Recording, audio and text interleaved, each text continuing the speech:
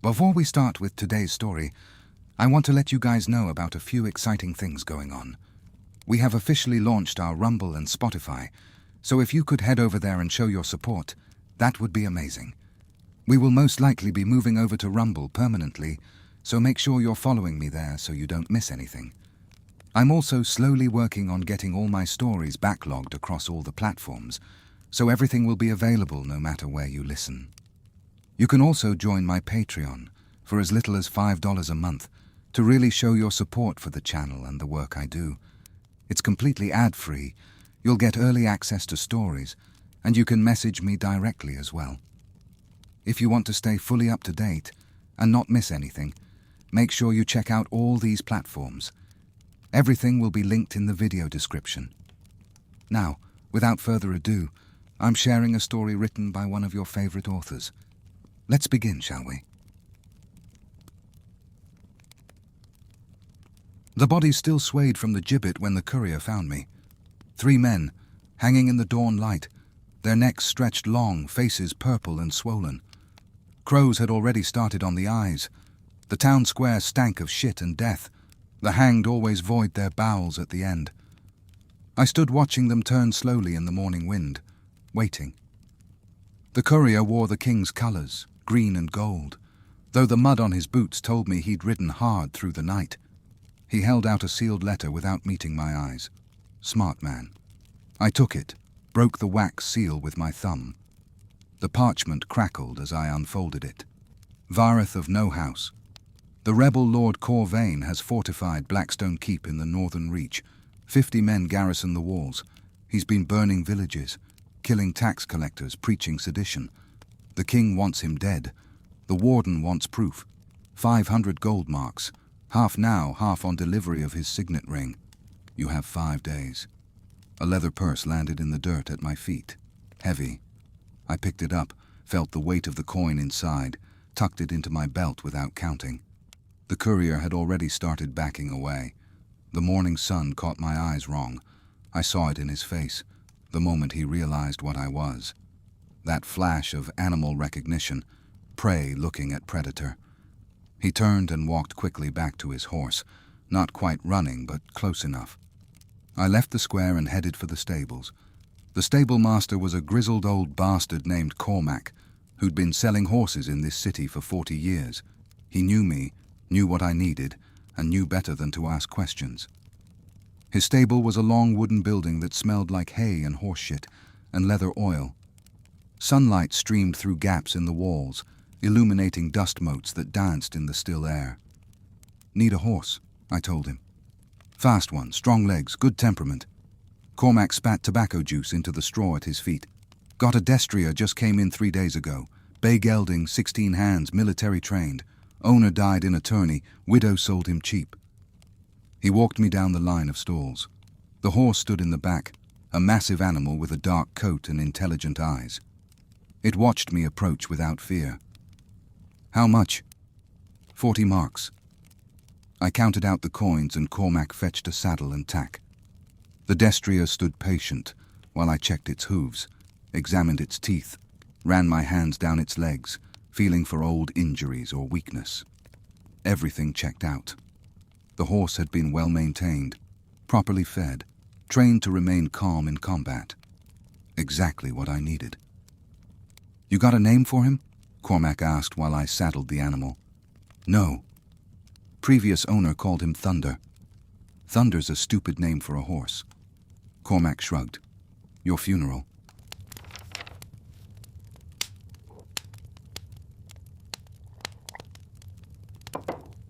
I led the horse out into the yard and loaded my gear. Bedroll strapped behind the saddle. Saddlebags packed with dried venison, hard cheese wrapped in cloth, a loaf of bread that would last maybe 2 days before it went stale. 2 water skins, both full. A whetstone for the blade. A short sword that I'd probably never use, sheathed and belted at my hip. A hunting knife with a bone handle tucked into my boot. Flint and steel wrapped in oilcloth. The sun had fully risen by the time I left the city. The north road stretched out before me, hard-packed dirt that wound through farmland before disappearing into the tree line.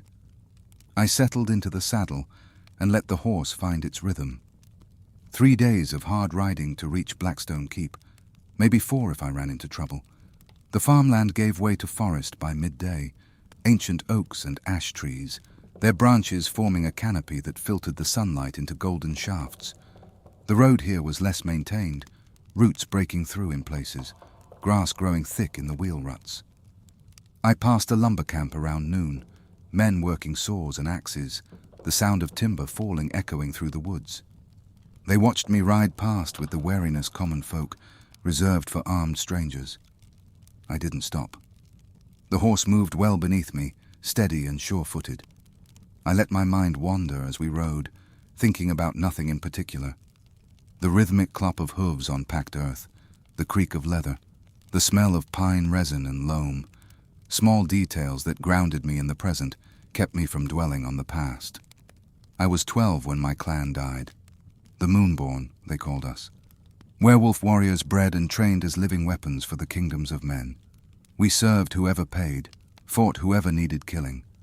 For 300 years the MoonBorn had been the blade in the dark, the thing that ended wars before they started. Kings paid fortunes for a single MoonBorn warrior. Armies broke and ran at the howl. My father was the clan chief, a massive man with scars that told the story of 50 years of warfare. My mother was his second wife, taken from a village in the south. She'd been beautiful once, before the hard years in the north aged her. My sister was 9 years old, gap-toothed and wild, always climbing trees and coming home with scraped knees. Then King Aldrich decided he wanted us for himself. Exclusive contract, he called it. Swear fealty or die. My father told him to go fuck himself with an iron poker. Aldrich smiled and invited the whole clan to a feast to discuss terms, poisoned the wine. Nightshade and wolfsbane mixed with something else, something alchemical that burned us from the inside. 37 MoonBorn dead before midnight. Men, women, children, my mother, my sister. I survived because I was in the woods that night hunting deer for the feast. Came back to find everyone dead or dying, black foam on their lips, eyes turned to blood. My sister lasted the longest. She was 9. She held my hand while her organs failed. It took her 6 hours to die. She kept apologizing, saying she was sorry she couldn't be strong like father. I told her she was the strongest person I'd ever known. Then she died and I was alone. I buried them all. Took me 3 days to dig the graves in the frozen ground. Then I burned the hall and everything in it. I was 12 years old and I had nothing left except the curse in my blood and a growing understanding that loyalty was a fantasy people told themselves before they died badly. The sun was setting when I reached the first way station, a squat stone building with a stable and a common room built for travelers who couldn't make it between towns before dark. The owner was a fat man named Perrin, who charged 2 coppers for a bed and another copper for supper. I paid and stabled the horse, giving it water and oats before heading inside.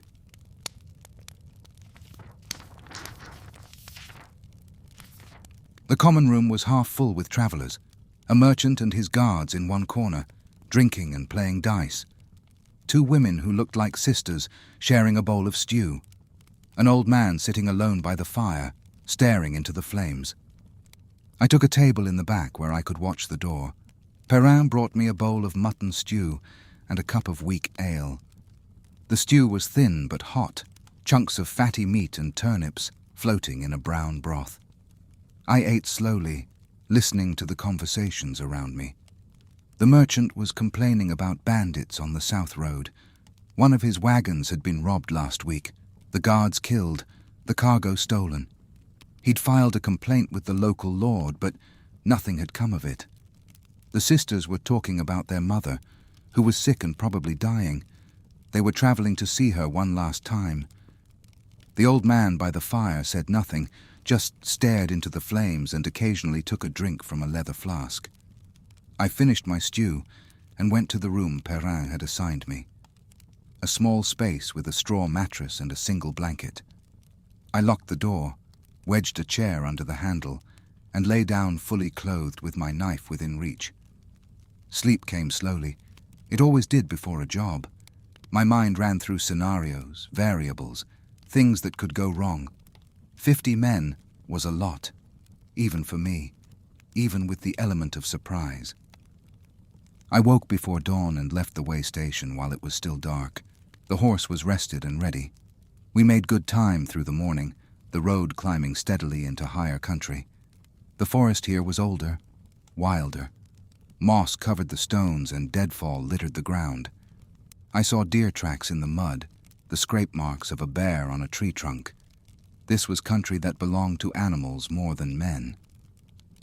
Around midday, I came across a peddler's wagon overturned in a ditch. The horse was gone, cut from its traces. The wagon had been looted, its contents strewn across the road. Bolts of cheap cloth, pots and pans, trinkets and baubles. I found the peddler 50 feet into the woods, stripped naked and hung from a tree branch by his ankles. His throat had been cut, and he'd bled out slowly. The blood pooled beneath him, black and crusted with flies. Bandits. Probably the same ones the merchant had complained about. I considered cutting the body down, but decided against it. I had a job to complete, and wasting time on a dead peddler wouldn't change anything. I rode on. The second night I made camp in a clearing beside a stream. No way station this far north, just wilderness and the occasional hunter's cabin.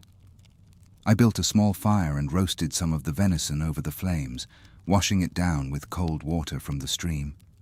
The horse grazed nearby, hobbled but content. I sat by the fire and maintained my weapons. The short sword needed sharpening.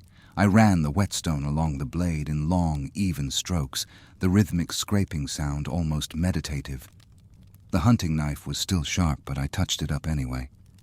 Better to have an edge you didn't need than need an edge you didn't have.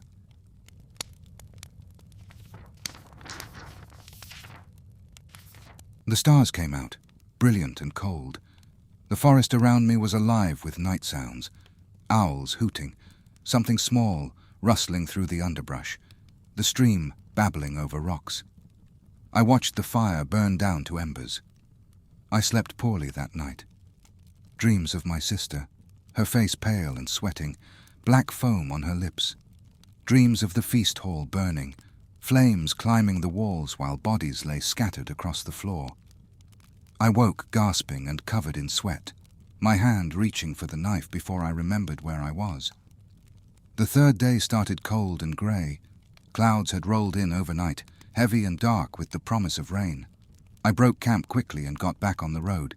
The forest pressed close on both sides here, the canopy so thick it blocked out most of the light. The road narrowed to barely more than a trail, roots and rocks making the going slow. I found the burned village around midday. The smoke had cleared, but the smell of char and death still hung in the air. Bodies in the street, swollen and black with rot. 15 dead that I could see, mostly men and older boys. The women and girls were gone, taken probably, sold to slavers or kept for entertainment by Corvain's men. I tied the horse to a post and walked through the ruins. The inn had collapsed in on itself, the roof caved in, walls charred to skeletons. The smith's forge was just a pile of rubble. Homes reduced to ash and foundation stones. This had been a prosperous village once, maybe 40 or 50 people. Now it was a graveyard. I found a little girl in the root cellar behind what used to be the inn. The cellar door was heavy oak, reinforced with iron half buried in the ground. I pulled it open and looked down into the darkness. She was there in the corner, knees pulled up to her chest, clutching a kitchen knife in both hands. 8 years old, maybe 9. Dirty blonde hair matted with blood and ash. Hollow eyes that had seen too much. When I opened the door, she lunged at me with a scream that was more animal than human. I caught her wrist easily, twisted the knife out of her grip and set her down. She tried to bite me. I held her at arm's length until she stopped thrashing, her energy spent. Then she just stood there, shaking, staring at me with those hollow eyes. "When did you last eat?" I asked. She didn't answer. I climbed down into the cellar and found a corner to set my pack. Took out half my remaining venison and one of the water skins. Set them on the ground in front of her. "Eat," I said. "Drink. I'll be back." I climbed out of the cellar and left her there. The smart thing would have been to keep riding, put the village behind me and focus on the job ahead. But she reminded me of my sister. Same age, same look of feral determination. My sister had tried to fight the poison at the end, clawing at her own throat like she could tear the toxin out of her body. This girl had that same fight in her. I spent an hour searching the village, looking for survivors or supplies. Found nothing living. Did find a well that hadn't been poisoned. I filled my other water skin. Found a relatively intact cloak in one of the homes, a woman's garment but warm and in good condition. Brought it back to the cellar. The girl had eaten all the venison and drunk half the water. She was sitting in the same corner, the empty water skin beside her, watching me with those hollow eyes. "What's your name?" I asked. She didn't answer. "The men who did this work for Lord Corvain. I'm going to kill him." Still nothing. I set the cloak down next to her. "I'll be back through here in a few days. If you're still here, I'll take you somewhere safe." I climbed out of the cellar and closed the door behind me, rode north toward Blackstone Keep with the image of her hollow eyes burned into my mind.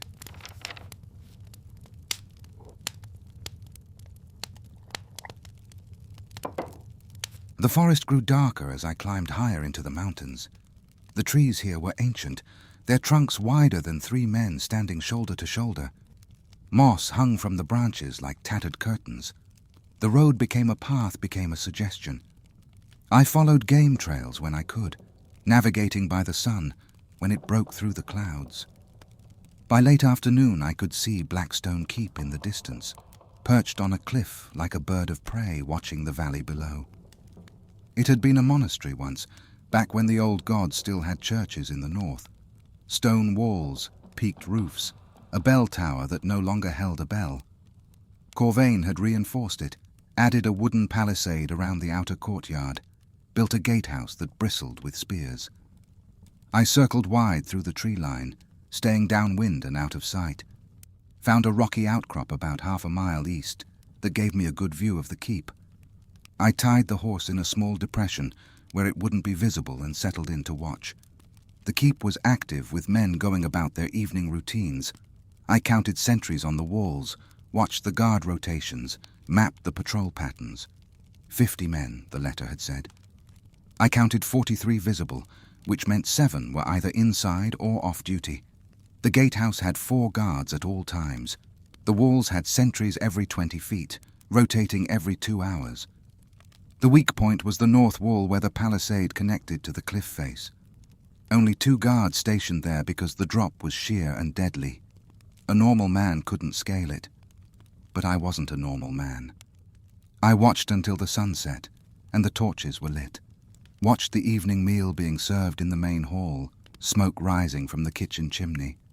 Watched the off-duty guards drinking and gambling in the barracks.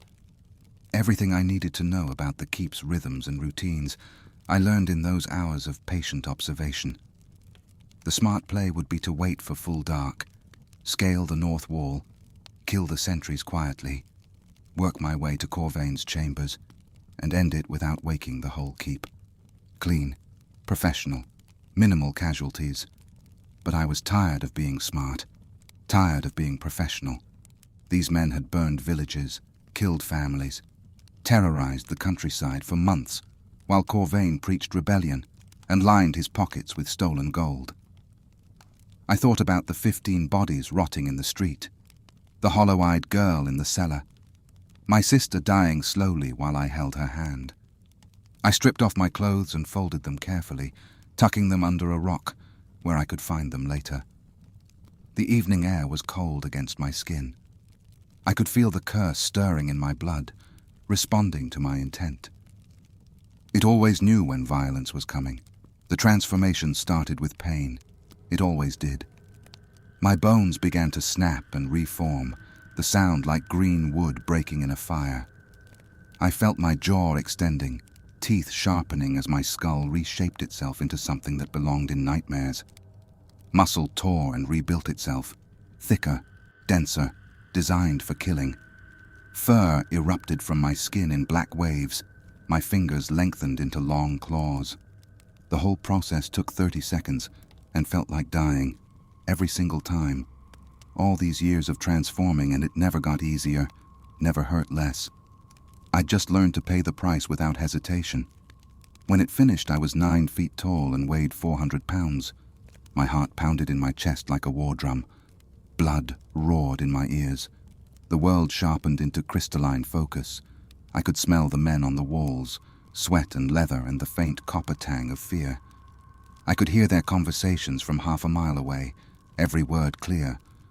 One guard was complaining about the food. Another was talking about a girl in the village. A third was nervous, kept touching his sword hilt like it was a good luck charm.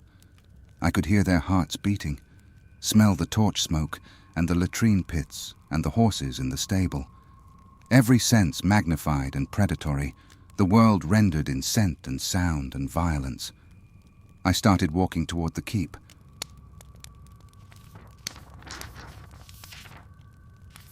The palisade loomed ahead, 12 feet of sharpened logs designed to keep out armies. I broke into a run, 400 pounds of muscle and momentum.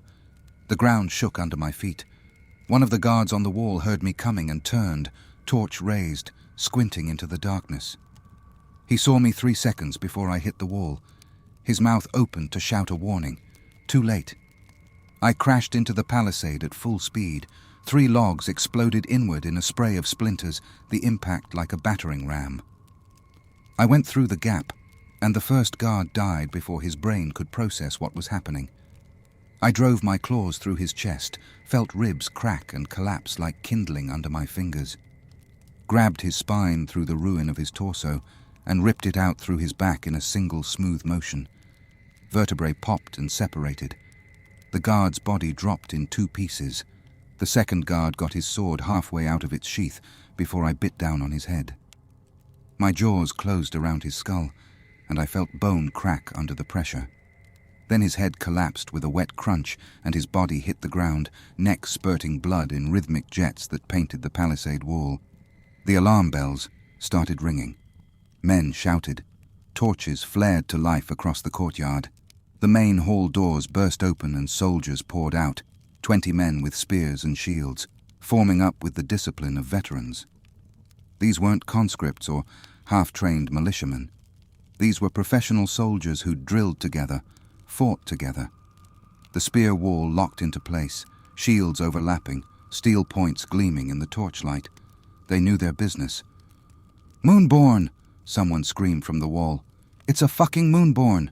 Get the silver!" The word spread through the garrison like wildfire. Men who'd been running to their posts suddenly changed direction, sprinting for the armory.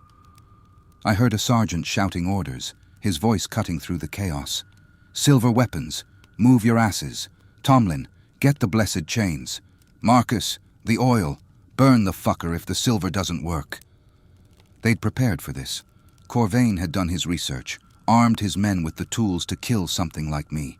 Smart, professional. It wouldn't save them. I grabbed a supply cart loaded with barrels and heaved it overhead. 300 pounds of wood and iron. The soldiers in the spear wall saw it coming and tried to scatter, but they were packed too tight, shields locked together. The cart crashed into them like a catapult stone. Wood splintered. Barrels exploded. Men screamed. The formation shattered. I waded into the chaos before they could reform. The first soldier I reached tried to bring his spear around. I grabbed his head in one clawed hand, my palm covering his face, and twisted. His neck snapped with the sound of a thick branch breaking in a storm, vertebrae popping one by one. His body went limp, and I dropped it, already moving to the next target. A soldier to my right, quick and young, thrust his spear at my ribs. The point punched through fur and muscle, grated against bone. Pain flared white-hot, but I'd felt worse. I grabbed the spear shaft before he could pull it back, yanked him forward, and tore his throat out with my teeth. Blood sprayed hot across my muzzle, copper and salt. The soldier made a gurgling sound, hands scrabbling at the ruin of his neck, then collapsed. Claws raked across another man's torso, through leather and gambeson and skin. His intestines spilled onto the cobblestones, grey and steaming in the cold air. He looked down at them with an expression of profound confusion, like he couldn't quite believe what he was seeing. Then his knees buckled, and he fell face first into his own guts. An arrow hit me in the shoulder, then another in my back. I looked up and saw 3 archers on the wall, already knocking more arrows. I took 3 running steps and leaped straight up, claws digging into the wooden palisade. 15 feet straight up like it was nothing. The archer's eyes went wide.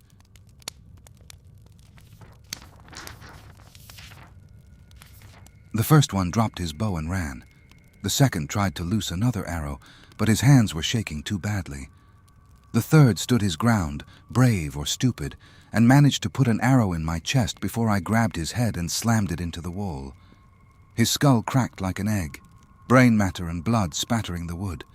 I grabbed the second archer by his ankle as he tried to run and swung him like a club, his body hitting the third archer hard enough to send them both flying off the wall. They hit the courtyard 20 feet below, with bone-breaking impacts. Below, more soldiers were emerging from the barracks. I counted 12, maybe 15, but 4 of them were carrying weapons that gleamed silver in the torchlight. Silver-tipped spears, silver swords. One had a net weighted with silver chains. They formed up quickly, the soldiers with regular steel weapons forming a screen while the ones with silver held back, waiting for an opening. Disciplined, professional. Exactly what I'd expected from Corvain's personal guard. I dropped from the wall back into the courtyard and the battle resumed. A soldier with a regular spear thrust at me. I slapped the spear aside, grabbed his arm and tore it off at the shoulder. The joint popped loose with a wet sound, ligaments snapping. He stared at the stump for half a second, blood pumping out in arterial spurts, before I grabbed his head in my jaws and bit down. His skull collapsed and his body dropped. Another soldier, braver than smart, tried to tackle me low, going for my legs. I brought my knee up into his face and felt his nose and cheekbones shatter. He went down and I stomped on his chest, felt ribs crack and collapse, drove him into the cobblestones. The soldier with the silver net threw it. The weighted chains spread wide and wrapped around my left arm and shoulder. Where the silver touched my skin, it burned like molten metal, smoke rising from my fur. I roared and grabbed the net, tearing it free. The chains left blistering burns across my arm and shoulder, but I ignored the pain. A silver-tipped spear punched into my thigh. The pain was exponentially worse than regular steel, like someone had driven a red-hot poker into my leg. The wound smoked and refused to heal. I grabbed the spear shaft and pulled the soldier wielding it toward me, then drove my claws through his throat. He dropped, blood pouring from the wound, and I yanked the silver spear out of my thigh and hurled it away. 2 more soldiers with silver weapons were circling, looking for openings. The rest of the garrison was trying to reform, to create some kind of defensive line. I couldn't let that happen. I grabbed a fallen soldier's body and hurled it at the forming line.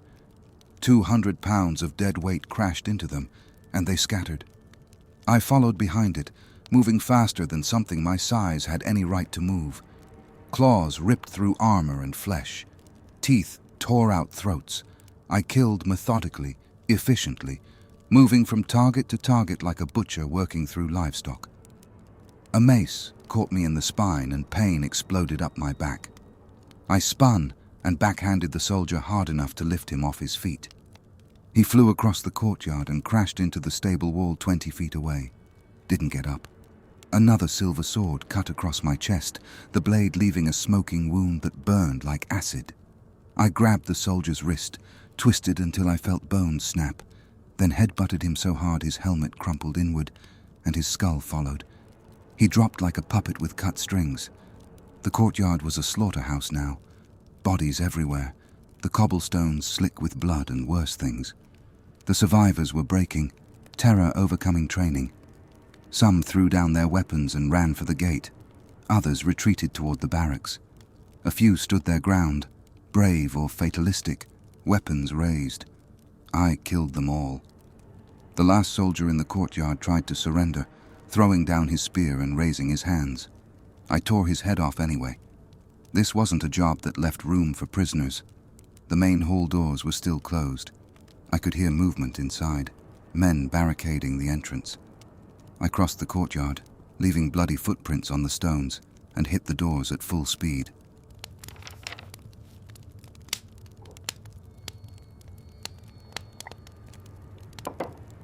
Oak reinforced with iron, built to withstand battering rams.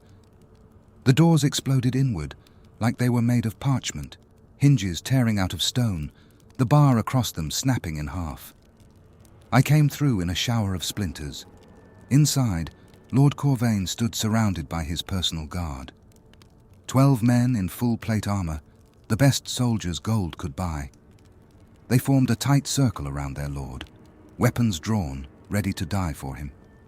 Corvain himself was tall and lean, maybe 50 years old, with grey hair and the kind of scarred hands that came from decades of sword work. He wore armor I recognized immediately, silver chainmail under the plate, silver-edged longsword in his hand. He'd done his research, prepared for exactly this scenario. "I knew they'd send something," Corvain said, his voice calm and conversational, like we were discussing the weather instead of standing in a hall full of corpses. "Didn't think it would be one of the MoonBorn. Thought your kind died out 30 years ago." I didn't answer. The guards attacked. They moved as a unit, perfectly coordinated. These weren't ordinary soldiers. These were veterans, killers, men who'd survived battles that would have broken lesser warriors. They attacked from multiple angles simultaneously, forcing me to divide my attention. A warhammer caught me in the ribs, and I felt something crack. I grabbed the soldier's arm and ripped it off at the elbow, armor and all. He screamed, and I drove my claws through his eye sockets, into his brain. He stopped screaming. Another guard thrust a silver-tipped spear at my throat. I caught the shaft, but the silver burned my palm, the metal searing through skin and muscle. I held it anyway, yanked the guard forward and bit down on his head. The helmet dented. The skull inside it pulped. Blood and brain matter filled my mouth. A sword cut deep into my shoulder, the blade driving between my ribs. Not silver, thank the old gods, but it hurt anyway. I backhanded the soldier and sent him flying across the hall. He crashed into a table and didn't get up. I used the environment, flipping a heavy oak table into 3 guards, sending them sprawling. One tried to get up and I stomped on his head, felt his skull flatten under my foot. Another tried to crawl away and I grabbed his leg, dragged him back and tore him apart. A mace hit me in the knee, and I felt something crack. My leg buckled, but I stayed upright, grabbed the mace on the backswing and tore it out of the soldier's hands. Beat him to death with his own weapon, the mace crumpling his helmet with each strike. Another guard came at me with a silver sword, the blade flashing in the torchlight. He was skilled, kept his distance, used the reach of the long sword to stay out of my range. The blade opened a cut across my chest, another on my arm. Each wound burned like acid, smoking and refusing to heal. I feinted left and he took the bait, committing to a thrust. I let the blade come, caught it in my hand despite the burning agony, and pulled him close. Drove my claws through the gap in his armor, under his arm, into his chest. Felt ribs snap, felt his heart beating against my fingers, squeezed until it burst. The remaining guards were dying now, overwhelmed by violence and terror. I killed them one by one, grabbed one by the helmet and twisted his head around until his spine separated, picked up another and threw him into the stone wall hard enough to crack both the wall and the man, tore the throat out of a third with my teeth. The last guard died when I grabbed his helmet and slammed his head into the floor repeatedly until the helmet crumpled and the skull inside it turned to pulp.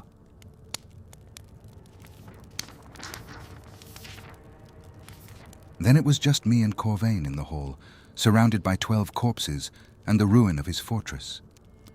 Blood pooled on the stones. The air reeked of death and shit and burned flesh from the silver wounds. Corvain adjusted his grip on the silver sword. He was breathing hard but steady. No panic in his eyes, just calculation. "The King's Warden paid you for this," he said.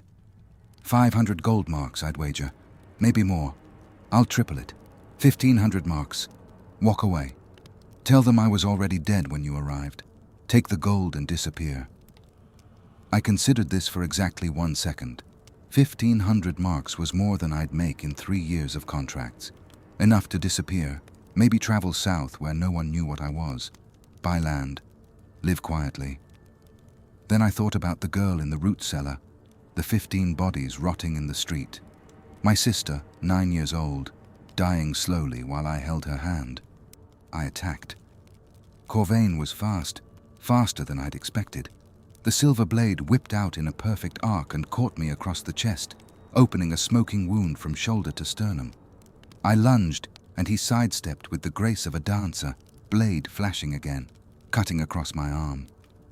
He fought like a master duelist, creating distance, using the reach of his longsword to keep me at bay. Every cut burned, every wound smoked and refused to heal. Silver poisoning was working its way into my system, slowing my reactions, making my movements sluggish. I could feel myself getting weaker, blood loss, exhaustion, the silver turning my own body against me. Corvain thrust at my face and I barely dodged, the blade cutting across my cheek instead of taking my eye. He pressed the attack, sensing weakness, blade moving in a blur. Cut my shoulder, my thigh, my ribs. Each wound a line of fire. I was slowing down, vision blurring at the edges, breathing labored. The transformation took enormous amounts of energy, and I'd been in this form for too long, killed too many men. The curse was burning through me, consuming me from the inside. Corvain saw it. He smiled. "You're dying, MoonBorn. The silver's in your blood now. You've got minutes, maybe less. Drop now, and I'll make it quick. You have my word." I feinted left, telegraphing the move, making it obvious. Corvain took the bait and swung for my head, committing everything to the strike. I let the blade come, caught it in my hand, felt silver sear through my palm and crack the bones underneath. But I held it, pulled Corvain close, drove my other clawed hand through the gap in his armor, under his ribs, up into his chest. Felt his heart beating frantically against my fingers like a trapped bird. Squeezed. Corvain gasped. Blood poured from his mouth, soaking his beard. Should have paid more. I kept squeezing until his heart ruptured and his eyes went glassy, let his body drop to the floor. Then I collapsed next to him, the transformation failing, my body giving out. Bones cracked and reset, muscle tore, fur retracted. I was human again, naked and covered in blood, lying in a pool of gore on the cold stone floor. The silver wounds still burned, refusing to heal. I could feel the poison working deeper, spreading through my bloodstream.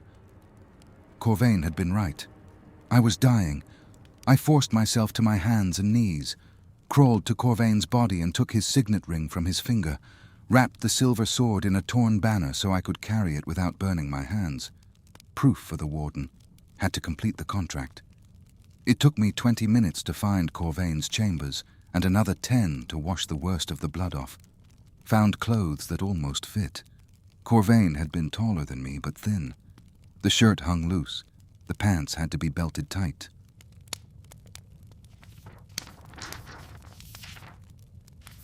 I dressed slowly, every movement agony. The silver wounds were smoking less now, but they still refused to close. Would take days to heal, maybe longer. Would scar badly. I walked back through the keep one last time.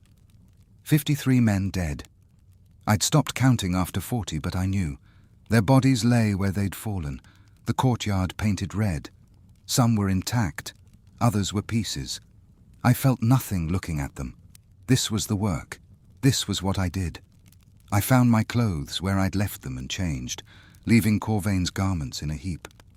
Collected my horse from where I'd hidden it, and rode away from Blackstone Keep as the sun rose over the mountains.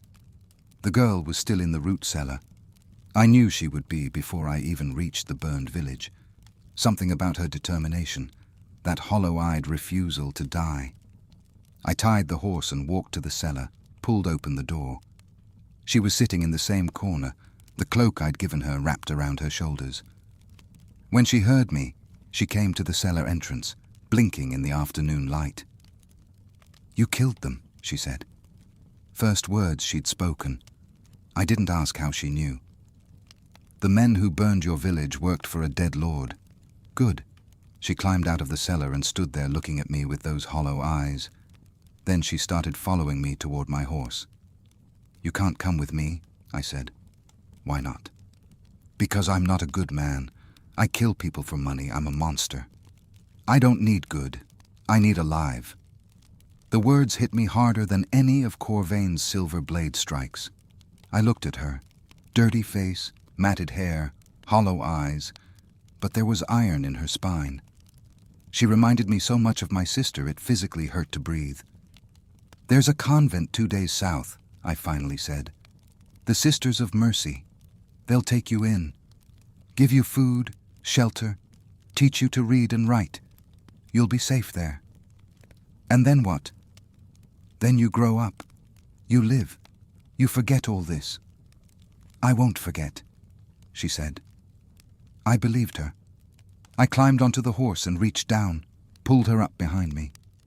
She wrapped her arms around my waist and held on. We rode south for 2 days. Barely spoke. She was silent, watchful, taking in everything around her with those old eyes.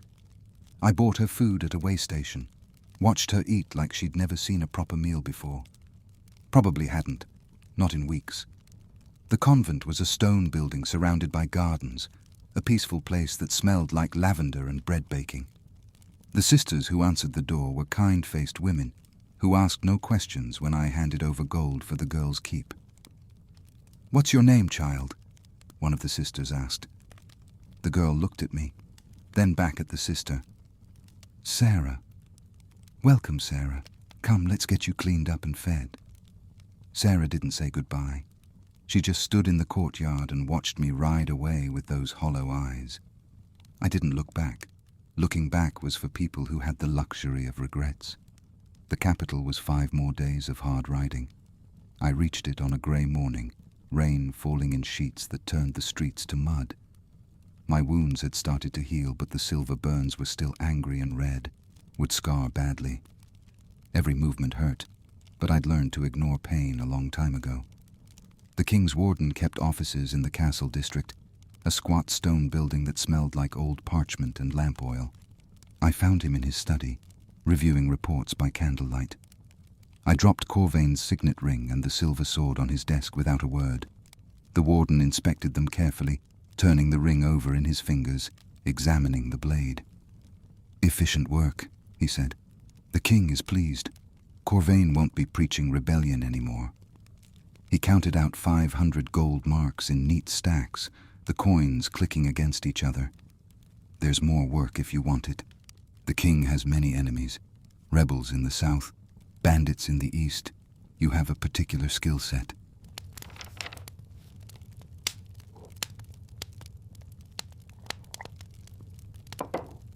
I took the gold and said nothing. I was halfway to the door when the warden spoke again. "That girl, the one you left at the convent, we have eyes everywhere." I stopped, turned slowly. "What about her?" "I trust she won't become a problem. We'd hate for anything unfortunate to happen to her." I walked back to his desk, leaned forward until we were face to face. "You don't want to threaten me. You definitely don't want to threaten a little girl under my protection. Send anyone near that convent and I'll come back here and tear your throat out in your sleep. Do you understand?" The warden leaned back in his chair, reassessing. After a long moment he nodded. "Crystal clear. The girl will be left alone." "Good." I left before he could say anything else. That night I sat in a tavern near the docks, drinking alone. The wounds from the silver still ached, half-healed and tender. I thought about Sarah, about my sister, about the feast 30 years ago and the black foam on my mother's lips, about Corvain's guards dying in that hall, and the 53 corpses I'd left at Blackstone Keep. The gold sat heavy in my pack. A courier entered the tavern, scanned the room with nervous eyes, found me in the corner and walked over, placed a sealed letter on the table next to my cup, and left without a word. I stared at it for a long moment, picked it up, broke the seal, read, "Vareth of No House, Bandit King in the Eastern Marches, fortified camp, 60 men, 600 gold marks." I folded the letter and tucked it into my belt. Finished my drink, left coins on the table. The moon was rising when I walked out into the street. I could feel it pulling at my blood. I headed for the stables. I had work to do.